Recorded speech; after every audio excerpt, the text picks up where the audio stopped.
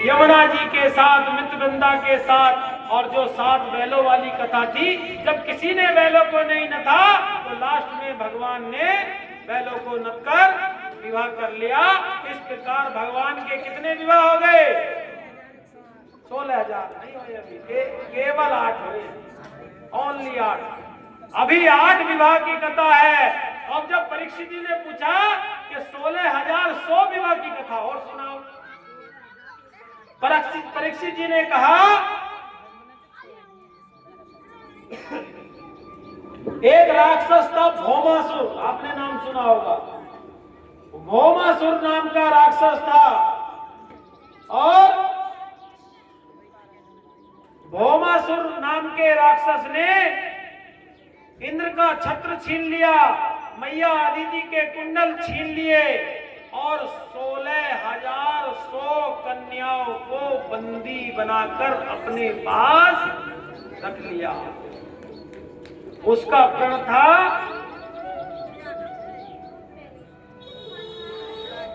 कि जब 21,000 कन्याएं हो जाएंगी तो मैं सबका विवाह एक साथ करूंगा। 16,100 कन्याएं तो उसने अपने पास बंदी बना ली और अत्याचारी का अत्याचार करने लगा।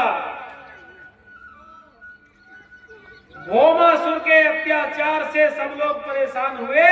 धीरे धीरे भौमासुर के अत्याचार की वार्ता कहां पहुंची? द्वारिकाधीश के कानों में। द्वारिकाधीश ने तुरंत गरुड़ जी का आह्वान किया और अपना सुंदर रूप बनाया और गरुड़ जी पर सवार हो गए और भौमासुर की नगरी की ओर चल दिए। क्या करने? उस राक्षस को मारने। गरुड़ जी पर बैठकर साथ में जामवंती जी को भी ले लिया। बोले मैं भी चलती हूँ। बोले चलो।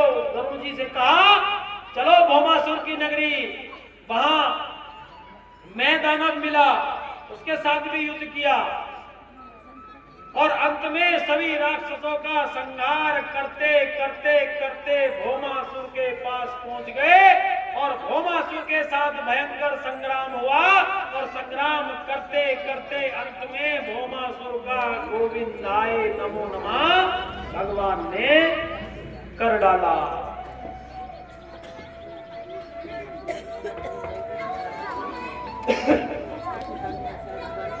एक भौमासुर के साथ सहायक दैत्य था मुर राक्षस था। भौमासुर के साथ भगवान ने मुर का भी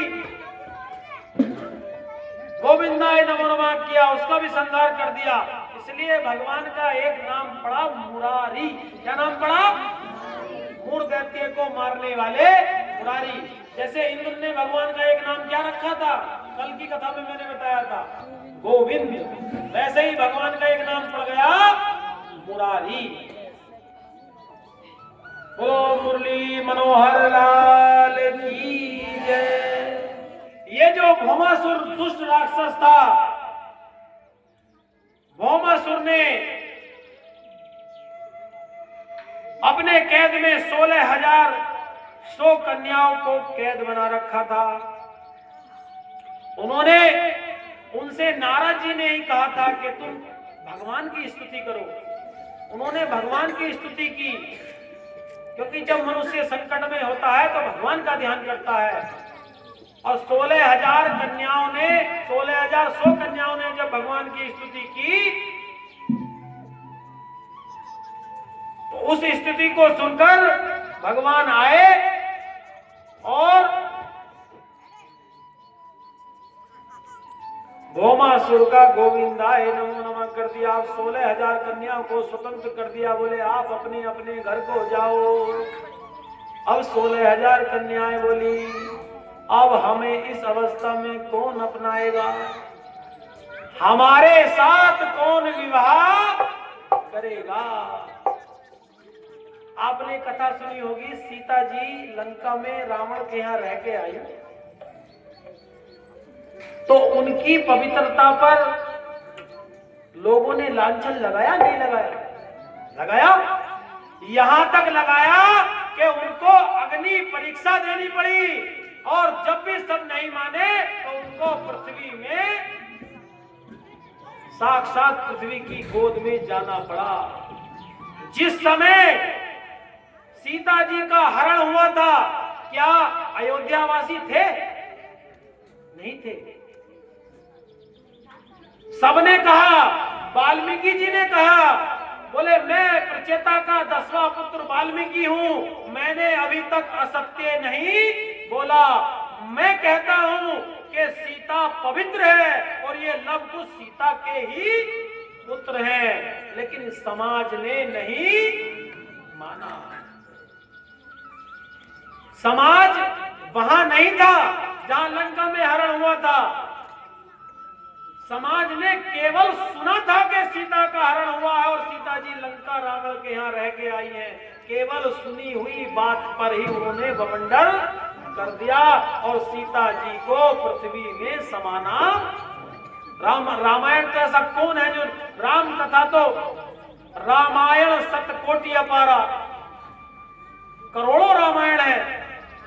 लीना राम भांति अवतारा, राम के अनेकों अवतार हैं और रामायण भी करोड़ों है। रामायण का कोई राम कथा का अगर कोई अपनी कहीं दुख की, दर्द की, इधर की उधर की बात सुनाने लगे तो आप जाके क्या कहोगे, यार इतना समय हो गया वो अपनी राम कथा लेके बैठ गया। है पुरानी कहावत, यानी कि राम कथा का कोई और छोर नहीं है। इसलिए 16,100 कन्याओं ने कहा कि अब हम किसकी शरण में जाए, हमें कौन अपनाएगा। जब सीता जी जैसी पवित्र नारी पर लोग लांछन लगा सकते हैं तो हम पे लोग लांछन लगाएंगे, हमें कौन अपनाएगा। तो भगवान बोले मैं क्या करूं, बोले हमसे विवाह कर लो। बोले भगवान बोले नहीं नहीं, मेरे पहले ही 8 विवाह हो रखे हैं। भगवान ने नकार दिया, बोले अपने अपने घर को जाओ, अपने माता पिता के पास जाओ। 16,100 कन्याएं रुदन करने लगी, भगवान से विनती करने लगी, बोले आज के बाद अगर हमारा जीवन है तो तुम्हारे हवाले है, और जीवन है तेरे हवाले मुरलिया वाले। क्या कह रही है, अरे जीवन है तेरे हवाले मुरलिया वाले, जीवन है तेरे हवाले मुरलिया वाले, जीवन है तेरे हवाले मुरलिया वाले, ओ जीवन है तेरे हवाले मुरलिया वाले।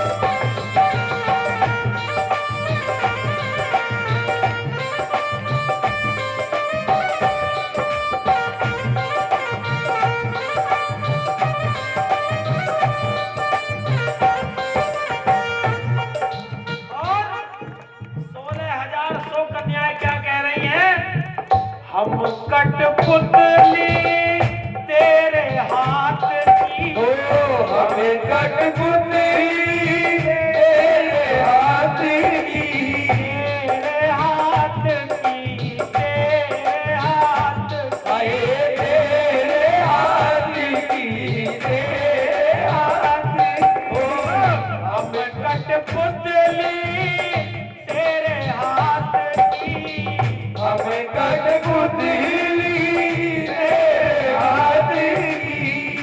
अब एक बार बताओ, ये 2 खेल होते हैं, एक तो मंदारी खेल खिलाता है, बंदर को नचाता है, और एक आपने देखा होगा कठपुतली का खेल, कठपुतली को भी कोई नचाता है। आप ये बताओ, अगर आपको नाचना पड़े तो बंदर बन के नाचोगे या कठपुतली बन के नाचोगे? हैं? बंदर बनोगे? और अगर गलत नाची तो पूछ पे डंडा पड़ेगा। अरे बताओ, झूठ बोल रहा हूं? अगर गलत नाची तो पूछ पे डंडा पड़ेगा, और अगर कठपुतली बन के नाचोगी तो नचाने वाले का दोष होगा। और कठपुतली बनने में क्या फायदा है, जब तक नचाने वाला नहीं थकेगा तब तक ही नाचना पड़ेगा, और बंदर बनने में खुद थकना पड़ेगा। इसलिए हम कठपुतली तेरे हाथ की, हमें कठपुतली तेरे हाथ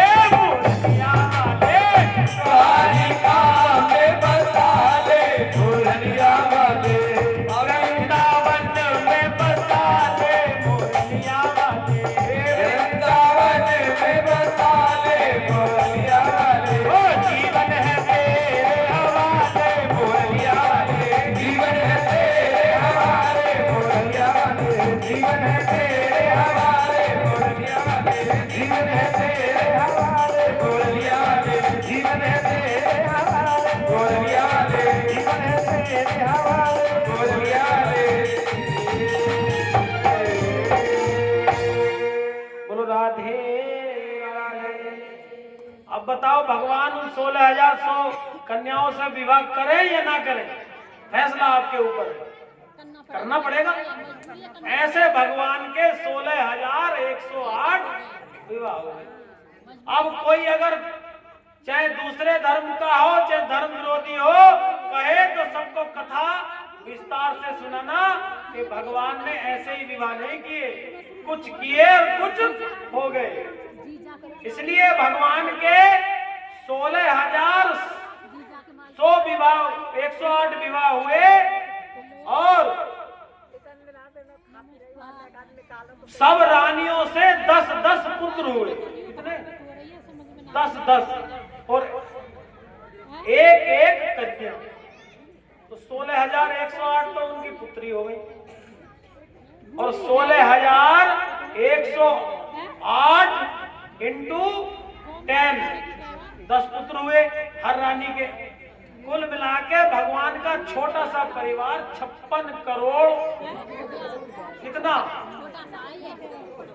छोटा सा परिवार। आजकल हम 2 ही संतान में घबरा जाते हैं, नहीं है? अच्छा एक बात बताओ, हमारे 2 का नारा सरकार ने लगाया है जनसंख्या नियंत्रण के लिए, अच्छा है, लेकिन क्या 2 ही बच्चे अच्छे या 4 या 5 अच्छे?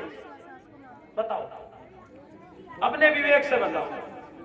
इसमें कोई क्या सरकार ने फांसी तो देने वाली है नहीं, एकदम से उठा के सांप लटका देगी कि तुमने विरोधी क्यों बात कही, सरकार का नियम है। अरे एक बात बताओ, आपके 3 पुत्र हैं, 1 पुत्री है, ठीक है? तो बीच का जो पुत्र है तो छोटा वाला तो हो गया चाचा, बड़ा वाला हो गया ताऊ, हो गया। उनके जब बच्चे होंगे तो बड़े को तो कहेंगे ताऊ और छोटे को चाचा, और जो लड़की है उसको क्या कहेंगे? बुआ। अब आप बताओ सोच के, आप अत्याचार कर रहे हो या अन्याय कर रहे हो, क्या कर रहे हो? अरे बुआ उनसे छीन रहे हो, ताऊ उनसे छीन रहे हो, चाचा उनसे छीन रहे हो। ना तो उन्हें बुआ का प्यार मिलेगा, ना चाचा का मिलेगा, ना ताऊ का मिलेगा। इसलिए भगवान ने सोच समझ के सारे कार्य किए। इसलिए हमारे शास्त्रों में भी लिखा है कम से कम 4 संतान तो हो, ताऊ का प्यार भी मिले, चाचा का प्यार भी मिले और बुआ का प्यार भी मिले। इसलिए भगवान का छोटा सा परिवार लगभग 56 करोड़ उनके अपनी ही संतान, और जो उनके बलराम जी और जो उनके भाई बंधु थे उनको छोड़कर कितनी बड़ी द्वारिका होगी। और जो भगवान के पुत्र थे प्रद्युम्न, उनका विवाह मायावती के साथ हो गया था। उनके एक संतान हुई, उनका नाम अनिरुद्ध था, और अनिरुद्ध का विवाह बाणासुर की पुत्री उषा के साथ हुआ। बाणासुर भगवान शिव का परम भक्त था। शिव पुराण में बहुत बड़ी कथा है बाणासुर के बारे में। तो बाणासुर ने भगवान शिव से वरदान ले रखा था कि आप हमेशा मेरी रक्षा करोगे। जैसे रावण भगवान शिव का बड़ा भक्त था और अपनी शक्ति आजमाने के लिए कैलाश ही उठा लिया था, वैसे ही बाणासुर भी एक बार भगवान से युद्ध करने के लिए चल दिया। जब बाणासुर को शक्ति प्राप्त हुई और कोई योद्धा नहीं मिला तो उसने सोचा क्यों ना शंकर भगवान को ही आजमा के देखे। तो भगवान ने कहा था, मूर्ख, तू अपनी शक्ति में इतना चूर हो गया, तुझे एक दिन तुझसे बलशाली योद्धा से पाला पड़ेगा। तब भगवान श्री कृष्ण ने बाणासुर की सारी भुजाएं काटकर और उनका बल छीण किया और उनकी पुत्री उषा का विवाह अनिरुद्ध जी के साथ संपन्न हुआ। एक समय की बात है, परिवार के सारे बच्चों को लेकर भगवान को घूमने की इच्छा हुई। सुंदर एक उपवन में घूमने गए।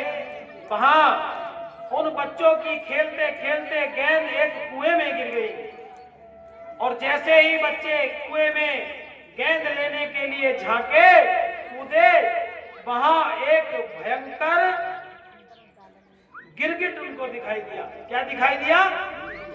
गिरगिट। और गिरगिट साधारण नहीं था, बहुत विशाल काय गिरगिट था। उसको देखकर सारे बच्चे डर गए और भागे भागे भगवान कृष्ण के पास आए, और भगवान कृष्ण ने जाकर जैसे ही उस गिरगिट को स्पर्श करा, वह एक पूस के रूप में प्रकट हो गया। भगवान ने पूछा, तुम कौन हो? उन्होंने कहा, आप मुझे नहीं जानते? ऐसा कौन है जो मेरे नाम को नहीं जानता? मैं बहुत बड़ा दान दाता हूं, मेरा नाम है निरग, राजा निरग। निरग राजा इतने बड़े दानी हुए।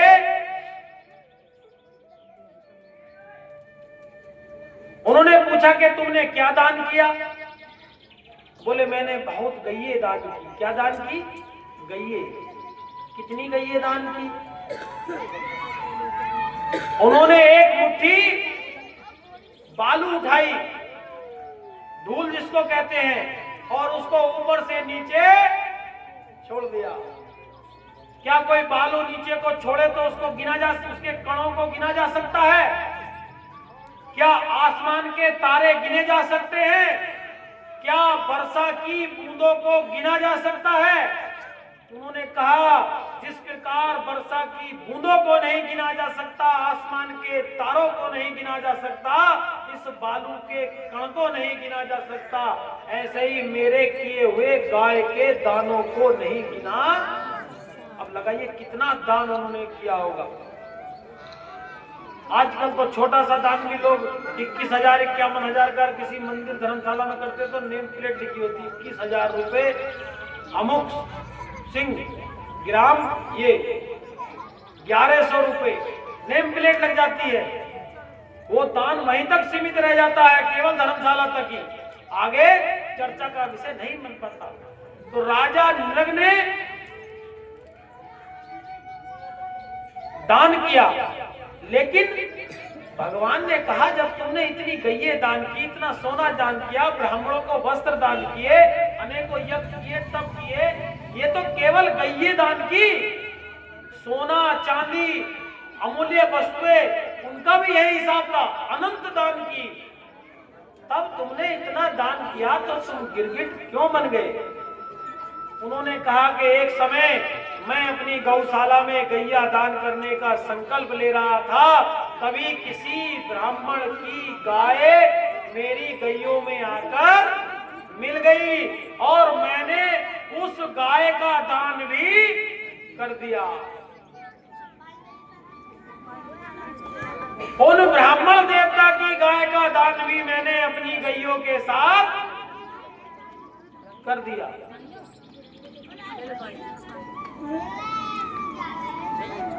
जिन ब्राह्मण देवता की वह गैया थी, वह उसको खोजते खोजते आए। उन्होंने अपनी गैया को पहचान कर कहा कि ये मेरी गैया है।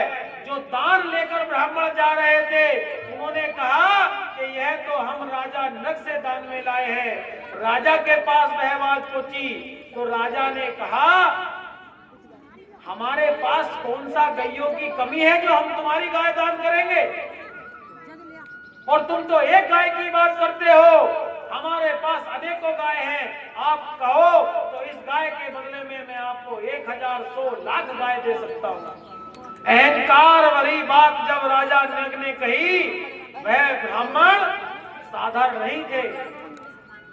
वह ब्राह्मण कोई याचना नहीं करते थे, किसी के घर का भोजन नहीं करते थे, किसी की दान दी हुई वस्तु से अपनी आजीविका नहीं चलाते थे। अगर वेद पढ़ा रहा है ब्राह्मण, शास्त्र पढ़ा रहा है, गुरुकुल चला रहा है, और उसको बिना मांगे जो मिल जाए उससे अगर वह आजीविका चलाता है, ऐसे ब्राह्मण की महिमा बहुत निराली बताई गई है। अपने ज्ञान को, अपनी विद्या को, वेदों को, शास्त्रों को बेचने वाले ब्राह्मण की शास्त्रों में कोई गिनती नहीं है। सत्यनारायण की कथा की 251 रुपए यजमान ने दिए। बोले क्या कर रहे हो? और बढ़ाओ। उन्होंने 50 का और रख दिया। बोले यार क्या कर रहे हो, 500 तो कर ही दो। ऐसे वाले ब्राह्मण वो नहीं थे, किसी से दान नहीं लेते थे, किसी के घर का भोजन नहीं करते थे। जो स्वयं देता था केवल उससे ही आजीविका चलाते थे। ऐसे ब्राह्मण का अपमान, ऐसे ब्राह्मण की गैया दान और उस गैया दान को नकारने के कारण, उन ब्राह्मण देवता के श्राप के कारण जब उनकी मृत्यु हुई तो मृत्यु के बाद जैसे ही वह यमराज के यहाँ पहुंचे तो यमराज ने जैसे ही राजा नरक का खाता खोला तो खाता चमक रहा था। इतना दान, इतना पुण्य चमक रहा था खाता। यमराज ने कहा मैं धन्य हो गया, मैंने ऐसा दान आज तक किसी का नहीं देखा। लेकिन यमराज जी ने कहा कि हे राजन, एक छोटा सा पाप आपने किया है। अब आप इतने बड़े दानी हो, इसलिए आपको मेरी तरफ से एक छूट दी जाती है। चाहे आप अपना पुण्य पहले मांग लो, चाहे वह पाप मांग लो। राजा अहंकारी था। राजा ने सोचा मैंने इतना दान, इतना तप, इतना पुण्य, इतना ब्राह्मण भोज किया है, इतने बेसहारों को भोजन कराया है, एक छोटा सा पाप पहले खत्म कर लूं, उसके बाद बैकुंठ के लड्डू खाऊंगा, वही इंद्र के पास जाकर बैठूंगा। उन्होंने कहा कि जो मेरा पाप है पहले वह मुझे दे दो। यमराज ने कहा ठीक है, और वह तुरंत ही गिरगिट बन गए। गिरगिट की तरह रंग बदलना। एक कहावत सुनी होगी कि पहले तो तुमने कहा था कि 400 रुपए की, अब तुम गिरगिट की तरह रंग बदल रहे हो। इसलिए उन राजन ने गिरगिट की तरह रंग बदला, नकार दिया। इसलिए वह ये कथा राजा नरक की सतयुग की है। वह सतयुग में गिरगिट बने, सतयुग में गिरगिट बने रहे, त्रेता में गिरगिट बने रहे, और द्वापर का अंत था जिस समय की ये भगवान कृष्ण के जन्म की कथा है। द्वापर के अंत में उनका उद्धार भगवान के हाथ से। इसलिए हम सोचते हैं छोटे मोटे पाप से क्या होगा। एक छोटा सा पाप करने के लिए 3 युग उनको भोगना पड़ा। इतने लंबे समय तक गिरगिट बनकर रहे। इसलिए दान तभी लगेगा तब पात्रता हो और वस्तु उचित हो, तभी दान लगता है। दान देते हैं, दान के लिए पंडित जी को देना हो या ब्याह शादी में देना हो, तो जब हम वस्त्र खरीदते हैं तो दुकानदार से कहते हैं साड़ी दिखाओ, तो वो पूछता है किस रेंज की, पूछता है। आप क्या कहते हो? देने के लिए कहते हो ना, ईमानदारी से बताओ। देने के लिए चाहिए। बोला अच्छा, ये हमारे पास 150 रुपए से स्टार्ट है साड़ी, और 150 रुपए से पैंट शर्ट के कपड़े, कुर्ता पजामा स्टार्ट है। आप देने के लिए, चाहे आप ब्राह्मण को दो, चाहे मान को दो, चाहे अपने किसी रिश्तेदार को दो, आप देने के लिए घटिया क्वालिटी का कपड़ा खरीदते हो या नहीं खरीदते? आप देने के विचार से कम कीमत का कपड़ा खरीदते हो। इसलिए भागवत जी में लिखा है, भगवान स्वयं उपदेश दे रहे हैं कि दान की बहुत पात्रता है। दान तभी लगेगा तब वह अच्छा हो, और दान लेने वाला भी अच्छा हो। दान भी अच्छा हो और दान का जो पात्र है वह भी अच्छा हो। बढ़िया काजू, बादाम, मखाने और मावा डालकर खीर बनाई जाए, सफेद इलायची ऊपर से हल्की सी डाल दी जाए, और एक सुराई को होती है ना, कुल्हड़ होता है, जो ढकने वाला होता है, जिसके ऊपर वो खील बतासे भर के रख देते हैं, उसको ऊपर से तोड़ दो और किसी को ले जाकर दो। उस पात्र को जब घड़े को आप ऊपर से तोड़ दोगे तो उसका आकार अजीब सा हो जाएगा और उस टूटे हुए घड़े के पात्र में आप किसी को वह खीर ले जाकर दो, क्या वह खाएगा? जबकि आपने बढ़िया उसमें लागत लगाई है, क्यों नहीं खाएगा?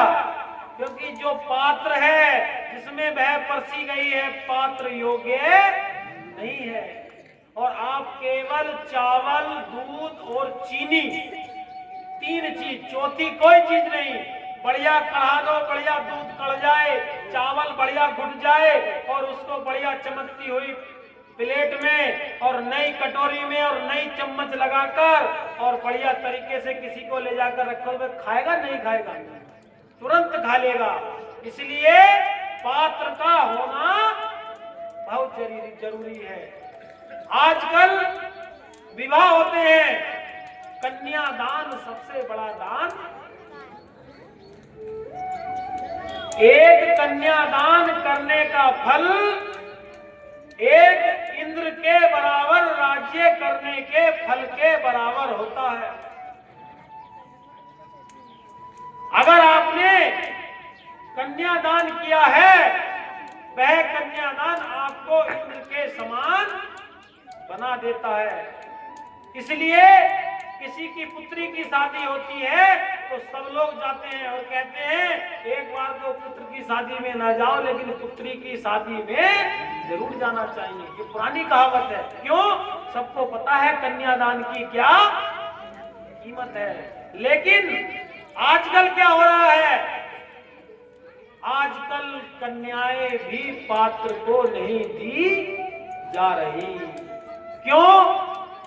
पहले घर के बड़े, घर के बुजुर्ग, घर के दादा, ताऊ, चाचा जब लड़का लड़की के लिए देखने जाते थे तो वह पूरा परीक्षण करके, पूरा निष्कर्ष निकाल के, परिवार देखकर, लड़के की प्रकृति देखकर, स्वभाव देखकर, वहां का रहना खाना और उसका कुल परंपरा सब देखकर रिश्ता तय करके आते थे और आंख मीचकर अपनी लड़की का विवाह उसके साथ कर देते थे। और बताओ, पहले आपने सुना है कि किसी का डिवोर्स हो गया, किसी का तलाक हो गया, या 2 महीने 6 महीने कोई लड़की अपने मायके में?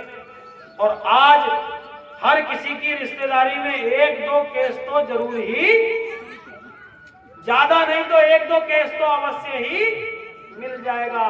उसका कारण क्या है? उसका कारण यही है कि हम पात्र नहीं देख रहे। लड़के ने बढ़िया सफेद शर्ट पहनी, बढ़िया फेशियल करा के आया, बैठ गया, कार खड़ी है, बढ़िया मकान है, बढ़िया चमक है, और आपने झट मंगनी और पट विवाह। आपने किसी से नहीं पूछा कि लड़का शराब पीता है। और आजकल तो छोटी मोटी ऐप को तो कोई देखता ही नहीं, फैशन में आ गया है।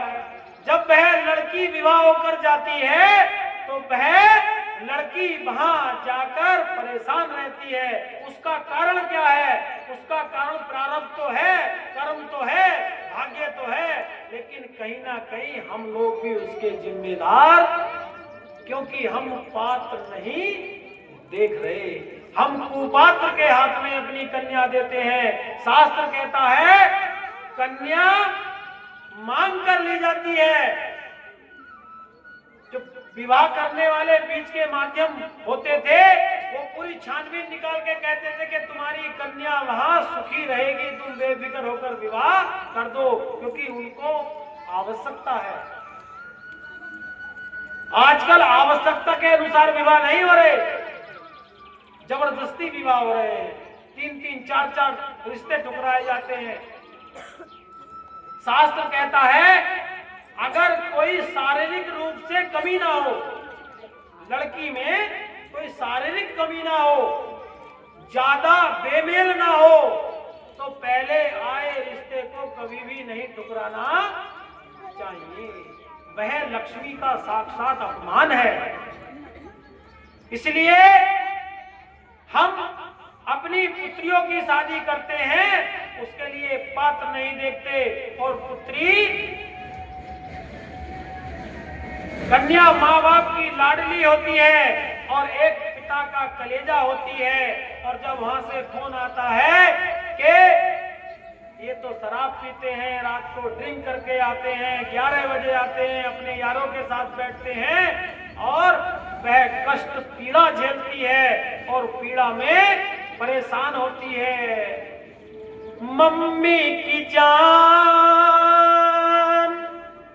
पापा की जान, हम सब कमान होती है। बेटियां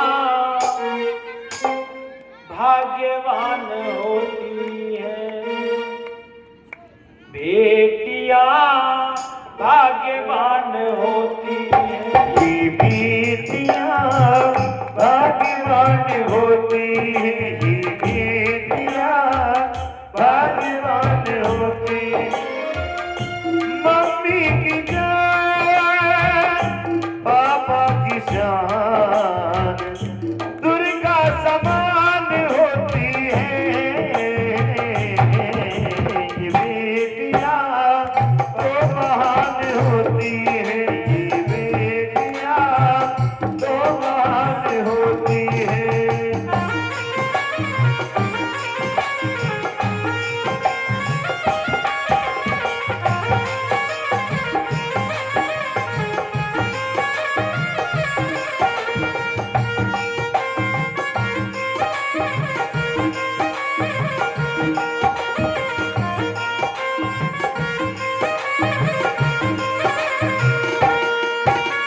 घर में नहीं हो बेटी जिसके, घर में नहीं हो बेटी जिसके, बदकिस्मती है जीवन में उसके, बदकिस्मती है जीवन में उसके। वो बदकिस्मती है जीवन में उसके।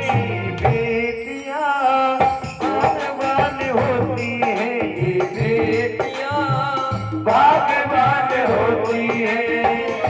मम्मी की जान, पापा की जान, दुर्गा समान होती है। ये बेटियां तो महान होती है, बेटियां तो महान होती है।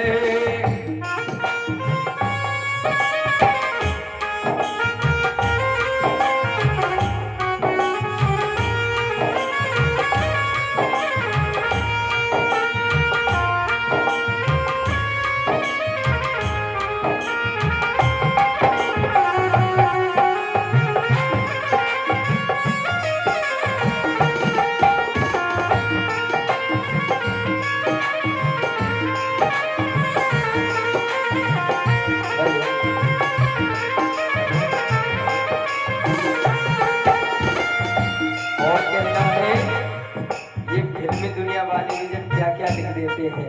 अच्छा, हाय दूर नहीं जा सकती हूँ तुझसे, दूर नहीं जा सकती हूँ तुझसे, पास ही भी मैं ना आऊंगी, रहूंगी मैं नज़ीरों के सामने, तेरी भी नजर न आऊंगी, तेरी भी नजर न आऊंगी। जो बेटियों को बोझ समझते हैं उनके लिए मेरा कुछ कहना है। हाय बेटी बिना घर आंगन सुना, बेटी बिना घर आंगन सुना, एक ही चमकता होती है, बेटा तो है बिहारी का टुकड़ा।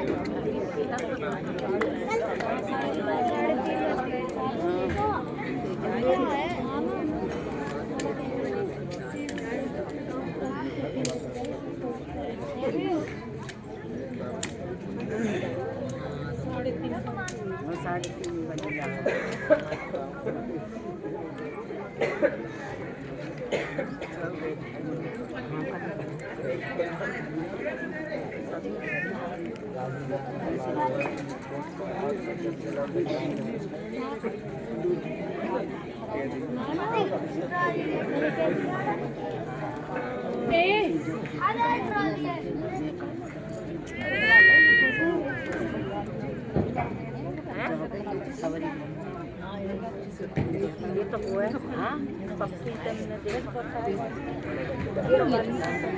ये और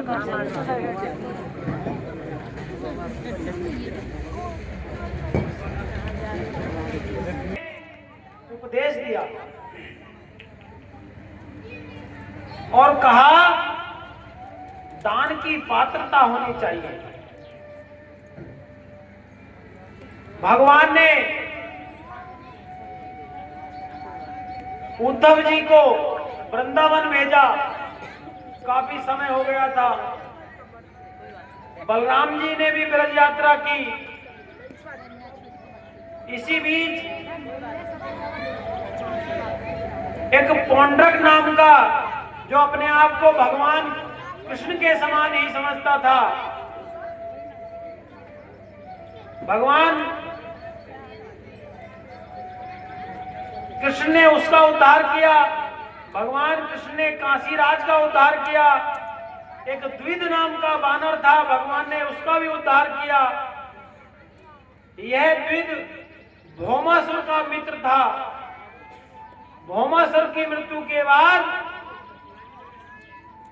इसने भगवान से बदला लेने के लिए युद्ध किया। इसके अंदर 10,000 हाथियों का बल था। इतना बल था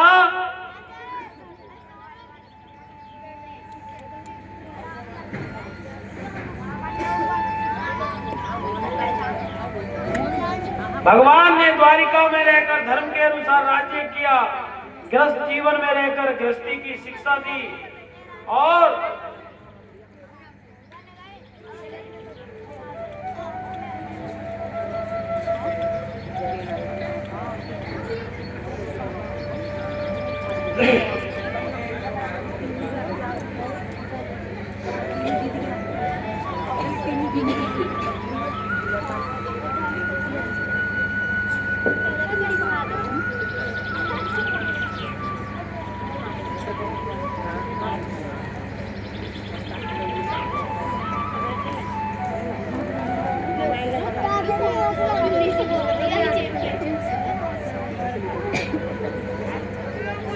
पीछे में बैठ जाता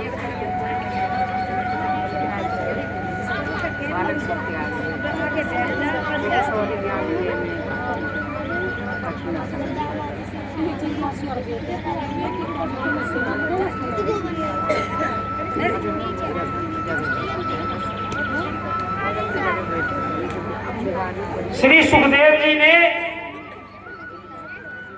राजा परीक्षित को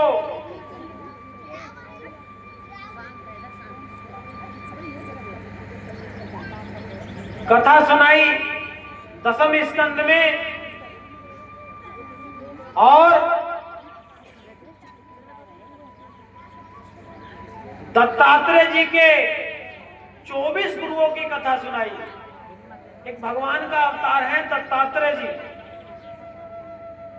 उन्होंने अपने जीवन में 24 गुरु बनाए। दत्तात्रेय जी ने पृथ्वी को अपना गुरु बनाया और पृथ्वी से शिक्षा ली कि जैसे हम पृथ्वी पर मल त्यागते हैं, मूत्र त्यागते हैं, पृथ्वी को खोदते हैं, पृथ्वी पर प्रहार करते हैं, तो क्या पृथ्वी हमसे बदला लेती है? हम किसानी करते हैं, खेती करते हैं, उसको जोतते हैं, अनेकों प्रकार हम पृथ्वी को कष्ट देते हैं, तो क्या पृथ्वी चिल्लाती है, रोती है? ना वह रोती है ना चिल्लाती है। इसीलिए दत्तात्रेय जी ने पृथ्वी को गुरु बनाकर उससे शिक्षा ली कि संसार के सभी प्राणी अपने प्रारब्ध कर्म के अनुसार व्यवहार करते हैं। वे जाने अनजाने में कुछ भी प्रहार कर बैठते हैं।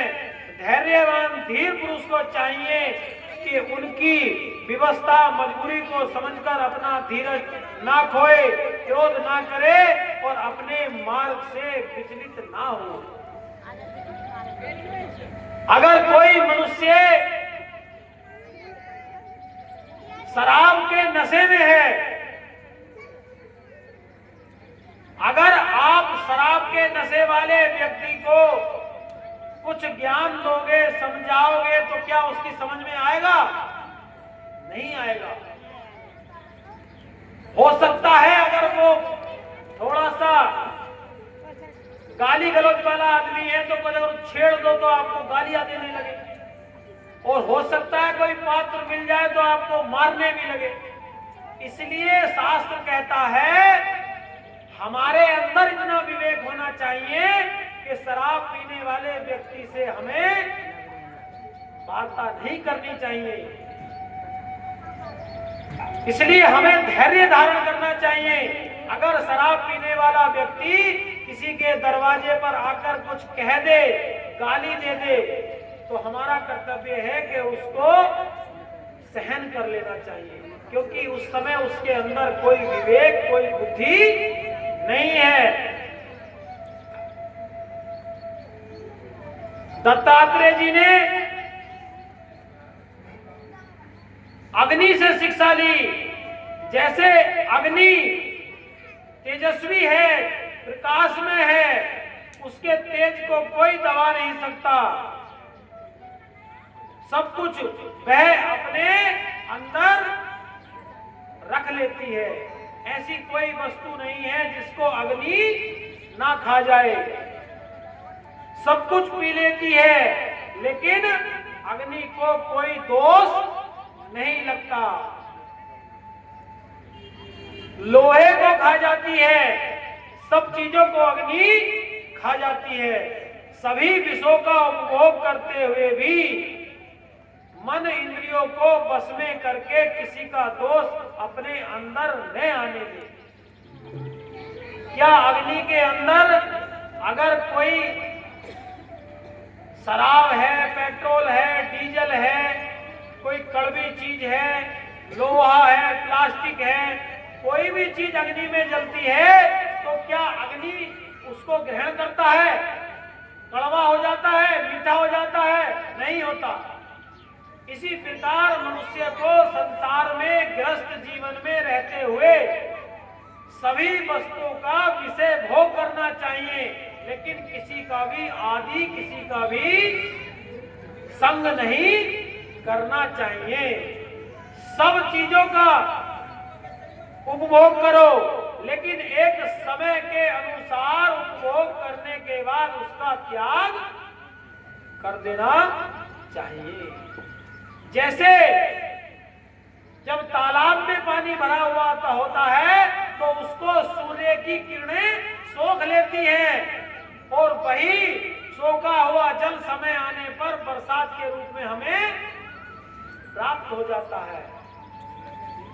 इसलिए समय समय के अनुसार हमें चीजों का त्याग कर देना चाहिए, और जब समय पड़े तो हमें उनको उपयोग में लाना चाहिए।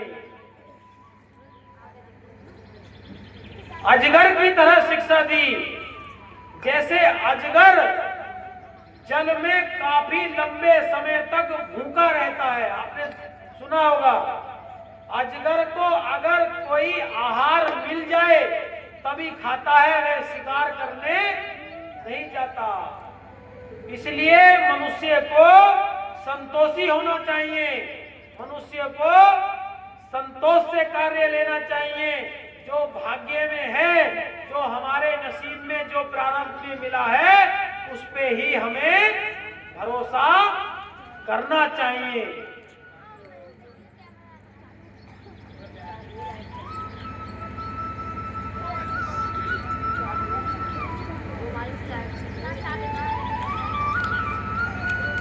और भगवान ने शिक्षा दी कि किस प्रकार हमें इंद्रियों को संयम में रखना चाहिए। जैसे पुरुष कठिनाई से धन एकत्र करता है, हम झूठ बोलकर सच बोलकर मेहनत करके सारा धन झूठ बोलकर ही नहीं कमाते, मेहनत करते हैं, दिन रात खेती करते हैं, नौकरी करते हैं और धन को इकट्ठा करते हैं और इकट्ठा करने के बाद ना तो उसका उपयोग करते हैं और ना किसी को उपयोग के लिए देते हैं। आपने बहुत लोग धनपति देखे होंगे, बैंक में 20 लाख पड़े हैं और जाओ के चौधरी साहब 50,000 रुपए की आवश्यकता है, लड़की का विवाह है, ऑपरेशन हुआ है, तो देने से वह इनकार कर देता है। वह धन का एकत्रीकरण करता है और उस धन को जीते जी ना तो उपयोग में लाता है और ना ही किसी को देता है। इसलिए हमारे शास्त्र कहते हैं कंजूस व्यक्ति का कभी भी नाम नहीं लेना चाहिए। किस किस का नाम नहीं लेना चाहिए? एक तो अपने गुरु का नाम नहीं लेना चाहिए, अपनी पत्नी का नाम नहीं लेना चाहिए, पति का नाम नहीं लेना चाहिए और अपने बड़े पुत्र का भी नाम नहीं। जो पंचांग का नाम निकलता है उससे अतिरिक्त कोई नाम लेकर, पहले ज्यादातर 2 नाम होते थे, अगर बलराम है तो उसको बल्लू कहते थे नहीं। इसलिए अपने गुरु का, पति का, पत्नी का, किसी कंजूस का, कृपण का हमें नाम नहीं लेना चाहिए। तो जैसे वह धन इकट्ठा करता है उसका उपयोग नहीं करता, और जैसे शहद, मधुमक्खी हर एक फूल पर जाती है, पुष्प पर जाती है, डाली पर जाती है और धीरे धीरे उसका इकट्ठीकरण करती है, लेकिन क्या शहद उसको पीने को मिलता है? नहीं मिलता। शहद का मजा तो कोई और ही लेता है। इसी प्रकार जो कंजूस है, धन का एकत्रीकरण करता है, उसके धन का उसे उपयोग करने को नहीं मिलता। और तुमने देखा होगा जब मधुमक्खी को तोड़ने वाले आते हैं तो शहद तो तोड़ते हैं और अधिकांश मक्खियां भी मर, तो वह धन का उपयोग करता है, न करने देता है और धन के चक्कर में स्वयं भी मर जाता है। इसलिए भगवान ने शिक्षा दी, सन्यासी को कभी भी विषय भोग संबंधी गीत नहीं सुनने चाहिए।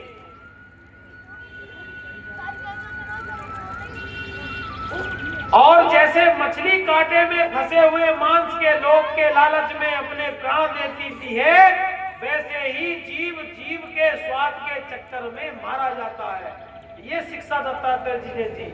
आपने देखा होगा मछली को जब फंसाते हैं तो कांटे में मांस का टुकड़ा तो फंसते हैं, उसको खाने के चक्कर में मछली स्वयं फंस जाती है और अपनी मृत्यु का कारण बन जाती है। इसी प्रकार हम निरंतर अपनी इस जीव के चक्कर में, इंद्रियों के चक्कर में, विषय भोग के चक्कर में अपने आप को ही मृत्यु के काल में पहुंचा देते हैं। और संसार से सुख की कामना हम करते हैं, संसार से हमें सुख की कामना नहीं करनी चाहिए।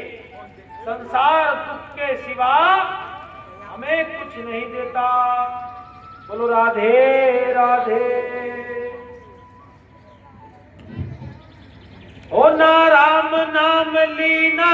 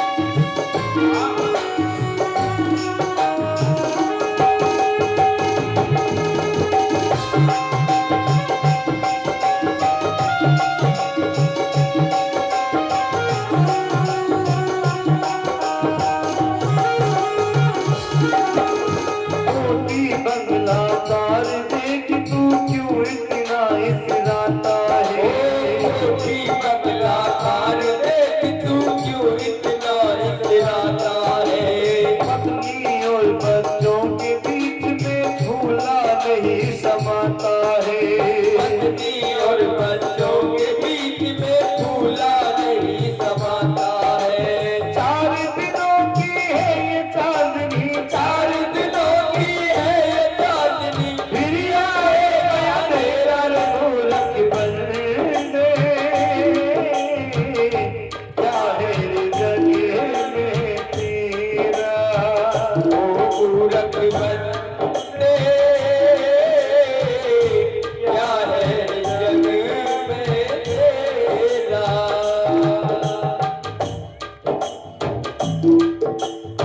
मूरख अपनी मुक्ति का तू जल्दी कर पाए। मूरख अपनी मुक्ति का कोई जल्दी कर पाए। किसी दिन किस घड़ी तेरी ये पाप कर ले जाए। और किसी दिन और किसी घड़ी तेरी बाह पकड़ ले जा। तेरे साथ में घूम रहा है, तेरे साथ में घूम रहा है, बनकर काल लुटेरा रघुरख बनने। क्या है जग में तेरा, रघुरख बनते। क्या है जग में तेरा।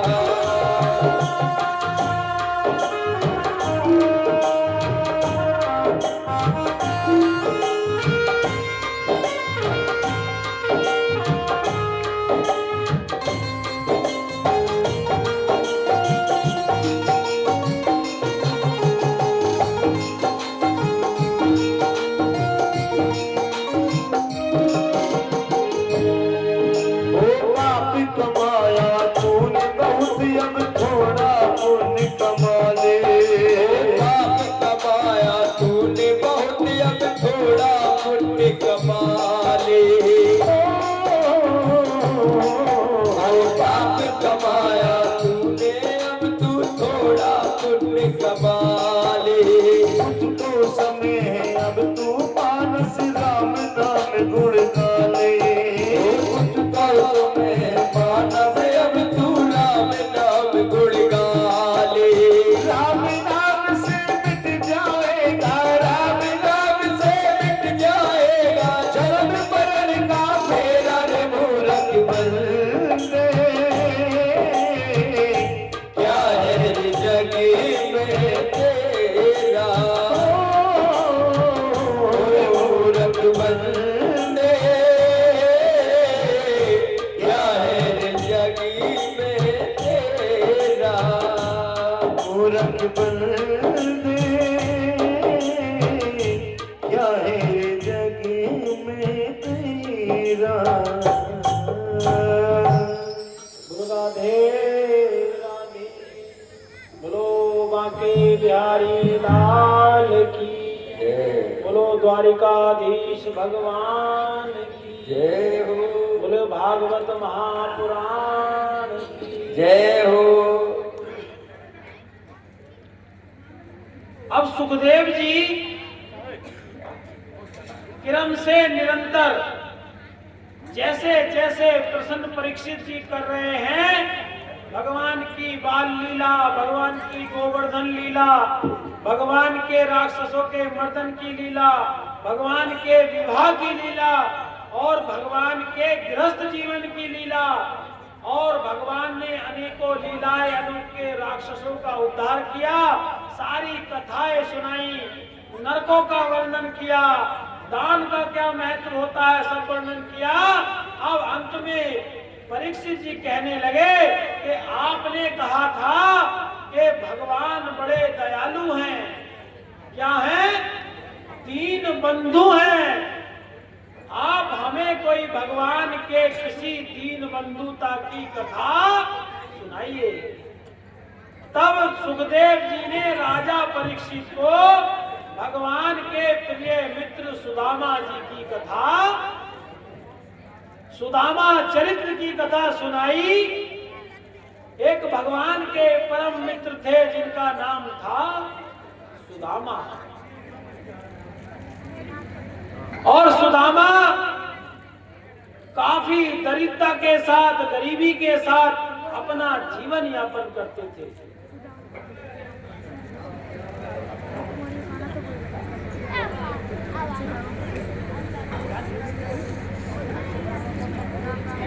आचार्यों का, कुछ लोगों का मत है कि सुदामा जी भिक्षा मांगते थे, लेकिन भागवत जी में तो यह नहीं लिखा कि सुदामा जी भिक्षा मांगते थे। अगर भिक्षा मांगते तो बताइए 4 दिन तक क्या उनके बच्चे भूखे रहते? कोई ना कोई तो भिक्षा में कुछ मिलता। इसलिए भागवत महापुराण ग्रंथ में कहीं भी जिक्र नहीं है कि सुदामा जी भिक्षा। सुदामा जी कर्मकांडी ब्राह्मण थे, जितेंद्रिय थे और बुद्धिमान थे। वह किसी से याचना नहीं करते थे। जो बिना मांगे सुदामा जी को कोई दे देता था, उसी दिए हुए धन से, अन्न से सुदामा जी अपने गृहस्थ जीवन को चलाते थे। सुदामा जी याचना लेकर किसी के पास नहीं जाते थे।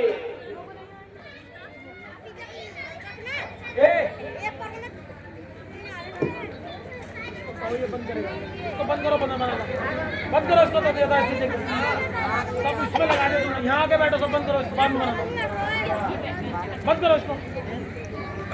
सब तुमने बच्चे सब खेल में लगा दिए वहाँ, बंद कर दो इसको तुरंत एकदम। ना सुनीता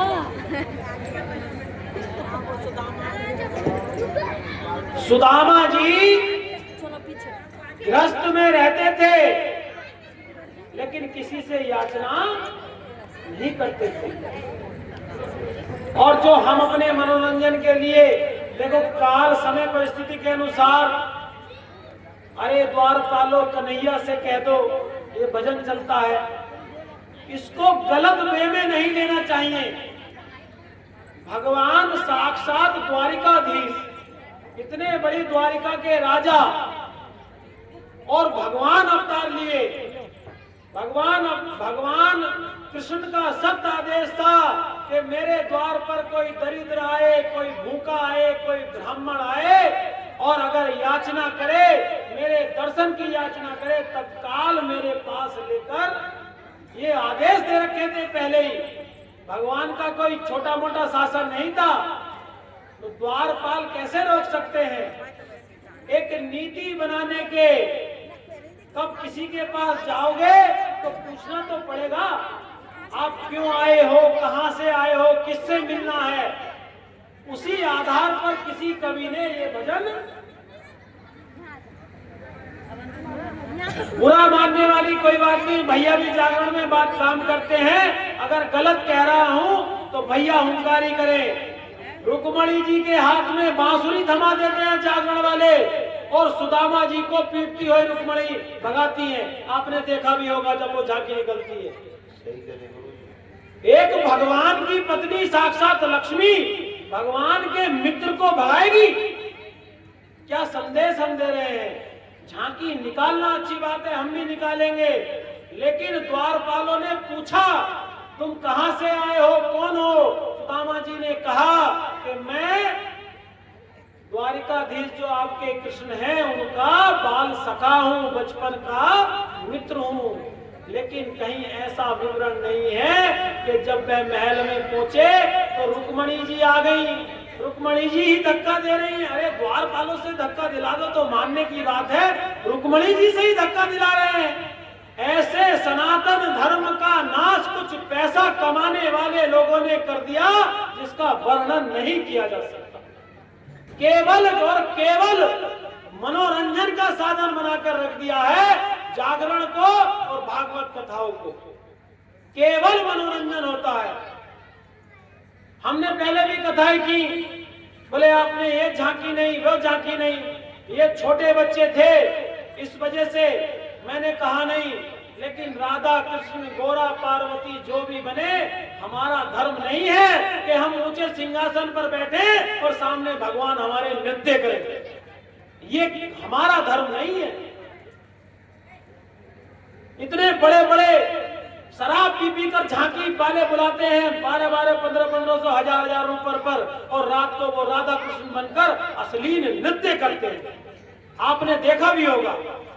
क्या हम भगवान को नचाने योग्य हैं? भगवान जो पूरे विश्व को चलाते हैं, हमारी क्या औकात के हम भगवान को नचाएं?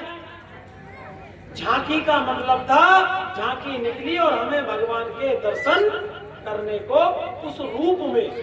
झांकी का मतलब है भगवान कृष्ण का किसी को स्वरूप दे दिया, और माता रुक्मणी का या माता गौरा का शिव जी का रूप दे दिया। सबने उनको शिव जी, गौरा, पार्वती, राधा कृष्ण मानकर उनका पूजन किया, और अपनी श्रद्धा जो हमारी है भगवान में उसको पूरा किया। हमारा ये नहीं कि भोले भांग तुम्हारी और मैं घोटत घोटत हारी, और झूम रही है पार्वती जी, ठुमके लगा रहे हैं और हम तालियां पीट रहे हैं। ये हमारे सनातन धर्म का अपमान है, सनातन धर्म की हानि है। कभी भी अगर आगे को आपके जागरण में कोई झांकी निकालने वाला आए, रुक्मणी जी सुदामा जी को पीटे, तत्काल उसका विरोध करना। अगर विरोध नहीं करोगे, धीरे धीरे ये सभ्यता, ये कुप्रथाएं आगे बढ़ती चली जाएंगी। सुदामा जी दरिद्र थे, सुदामा जी भिक्षा नहीं मांगते थे। सुदामा जी दरिद्र क्यों थे? ये भी कथा शास्त्रों में है। जब सांदीपनी ऋषि के आश्रम में सुदामा जी पढ़ते थे, तो एक बार गुरु माता ने कहा कि तुम लकड़ी लेने जाओ सुदामा जी से। सुदामा जी ने कहा कि मैं कन्हैया को भी साथ में ले जाऊंगा। बोले ठीक है, ले जाना।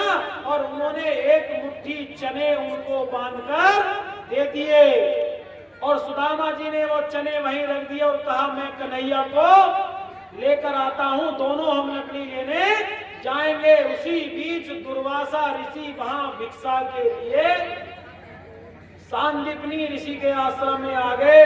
उन्होंने गुरु माता से कहा कि मुझे भिक्षा दे दो, और गुरु माता ने कहा कि अभी हमारे शिष्य भिक्षा के लिए गए हैं, आश्रम में कोई अन्न का दाना नहीं है। वो चने तो वह सुदामा जी को दे दिए थे, वह भूल गई थी कि सुदामा जी वहीं रखकर उनको चले गए। उन्होंने कह दिया कि आश्रम में कोई अन्न का दाना नहीं है। दुर्वासा ऋषि थोड़े से ठमके आगे चले। उन्होंने विचार किया, इतना बड़ा, इतने बड़े गुरु का आश्रम है, ऐसा हो ही नहीं सकता कि एक अन्न का दाना आश्रम में ना हो।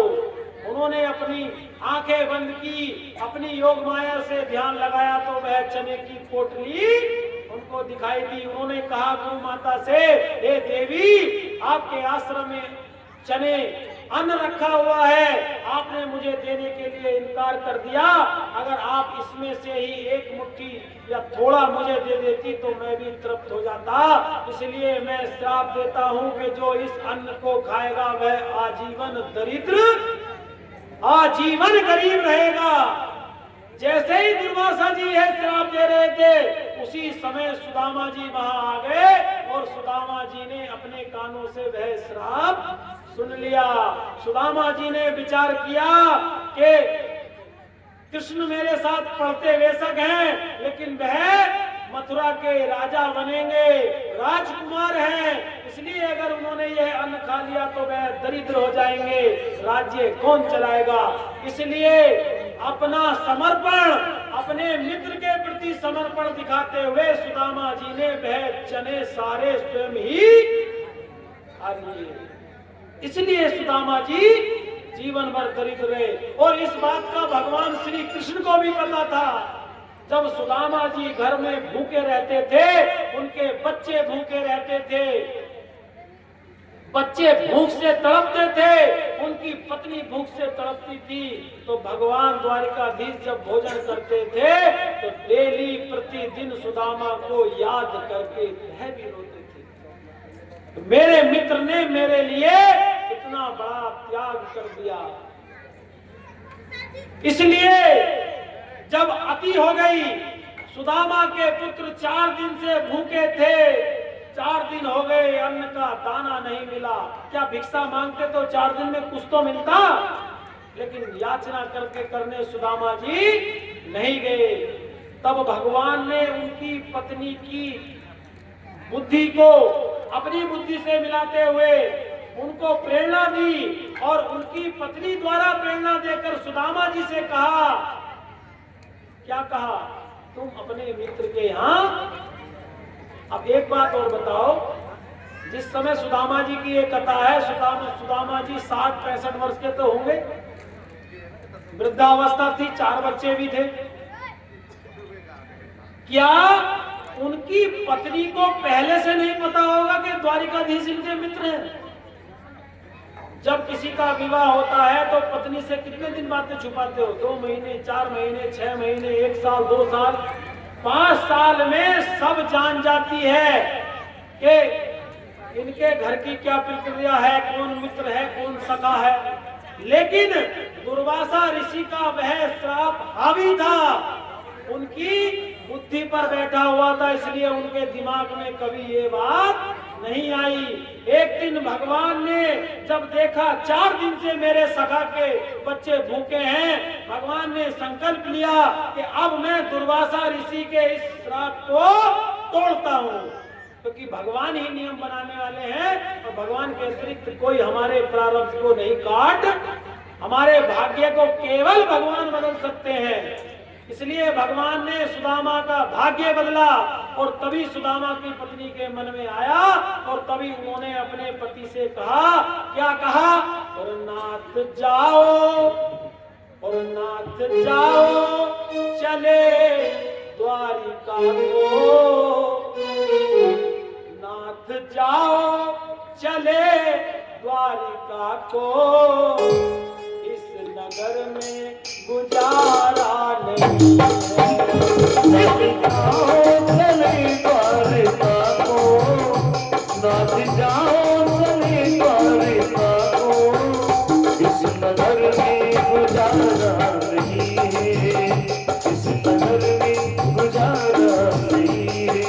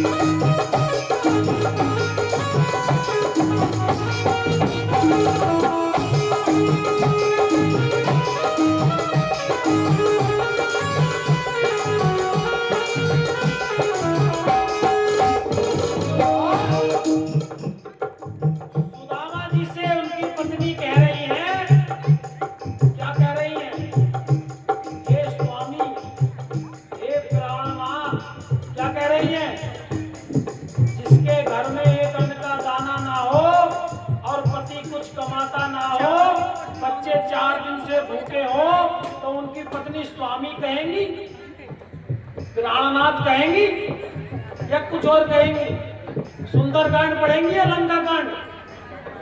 लंकाकांड पढ़ेंगी। लेकिन सुदामा जी की पत्नी इतनी पतिव्रता है, उनसे कह रही है, स्वामी हे प्राणनाथ, तुम द्वारिका को चले जाओ, और नाथ जाओ चले द्वारिका को, नाथ जाओ चले द्वारिका को, इस नगर में गुजारा नहीं है। चले द्वारिका को, इस नगर में गुजारा नहीं है।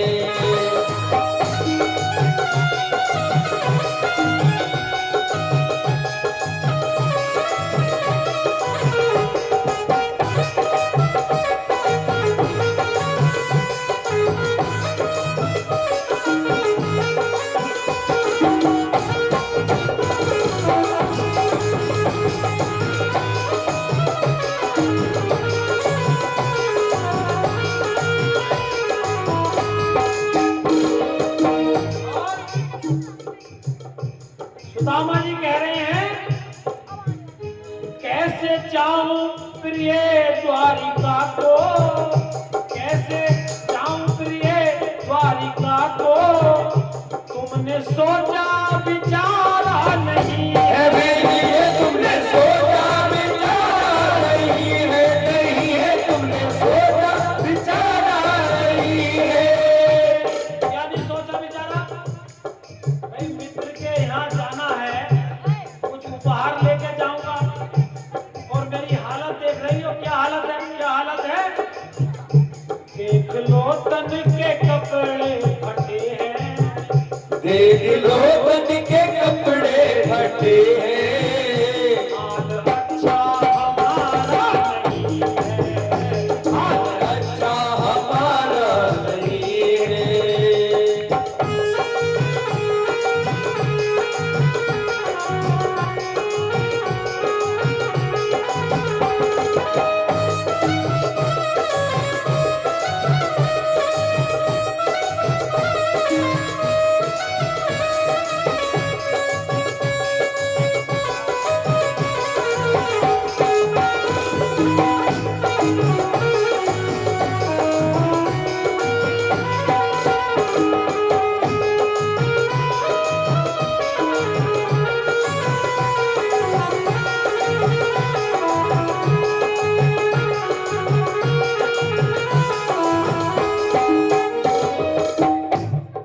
सुदामा जी की पत्नी ने सुदामा जी को मधुर वचनों में कहा कि तुम द्वारिकाधीश तुम्हारे सखा है, वह तुम्हारी मदद अवश्य करेंगे, इसलिए तुम द्वारिका चले जाओ।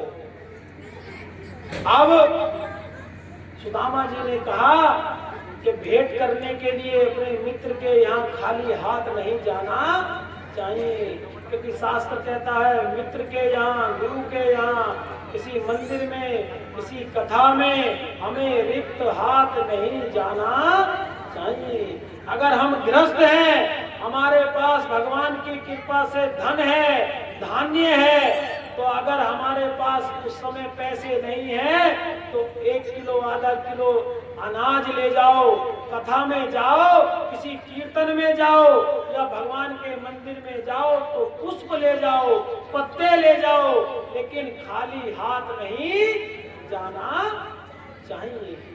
हमें रिक्त हाथ भगवान के, गुरु के, देवता के दर्शन नहीं करने चाहिए। इसलिए सुदामा जी ने कहा कि मैं मित्र के यहाँ क्या उपहार लेकर जाऊं। भागवत जी में लिखा है, संस्कृत में भी श्लोक में आपको खोल के सुना दूंगा। उस समय विवश होकर सुदामा जी की पत्नी 4 घर भिक्षा मांग कर लाई। कितने घर? क्यों? एक घर से उन्हें इतना नहीं मिला कि वह द्वारिकाधीश को भेंट दे सके। क्या मिला? भिक्षा में क्या मिलता है? चावल नहीं मिले। एक वो क्या होता है, कौन सा लंबा वाला चावल क्या कहते हैं, डबल चाबी, डबल चाबी का बासमती चावल नहीं मिला। हम जब चावल कुटवाते हैं, एक तरफ तो अच्छा चावल निकलता है और एक तरफ टूटा हुआ चावल निकलता है, जिसको कहते हैं